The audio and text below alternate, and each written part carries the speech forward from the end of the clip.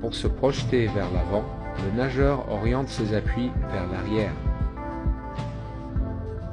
L'erreur la plus fréquente est de mal orienter les appuis, soit vers le fond ou vers la surface.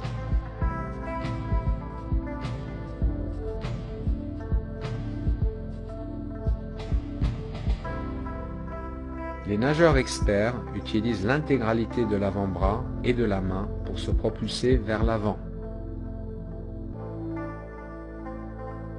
Il est important que l'avant-bras soit 90 degrés par rapport au fond de la piscine.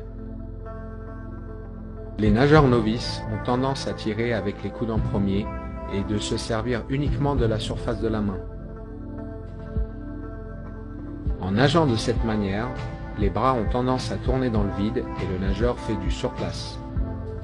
Cela se traduit par une faible distance par cycle. En utilisant correctement les avant-bras, le nageur se déplace au-dessus d'un point d'appui qui est fixe.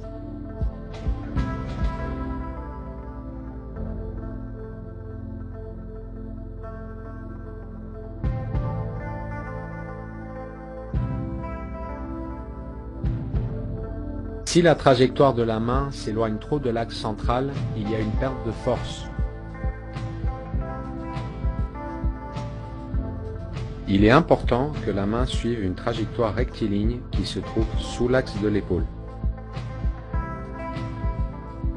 Si l'avant-bras reste bien placé, le coude se décale inévitablement vers l'extérieur.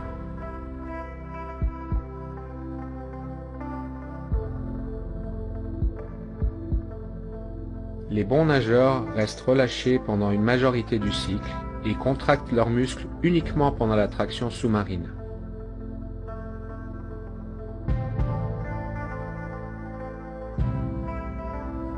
Les masses d'eau sont pulsées vers l'arrière et nous pouvons identifier deux phases de propulsion.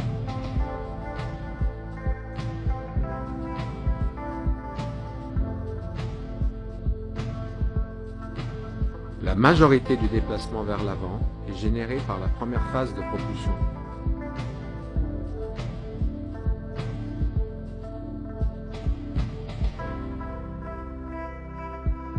Puisque l'eau est un milieu très dense, il est primordial d'avoir une propulsion continue en évitant les temps d'arrêt entre les phases propulsives. Le contre-exemple en natation est le crawl rattrapé. Le coût énergétique utilisé pour relancer la vitesse après chaque temps d'arrêt peut rendre ce style inefficace.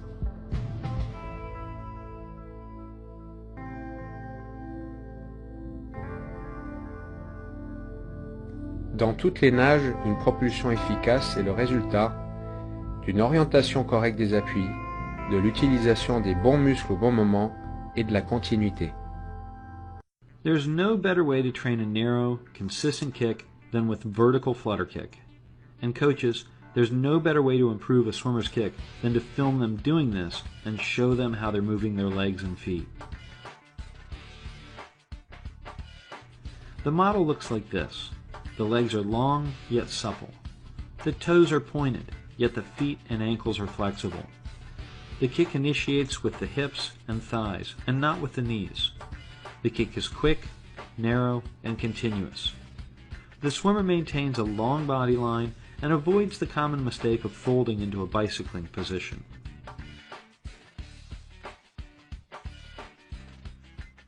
The kick should also be so narrow and continuous that when the swimmer's hands are held out of the water, the body remains steady with no bouncing.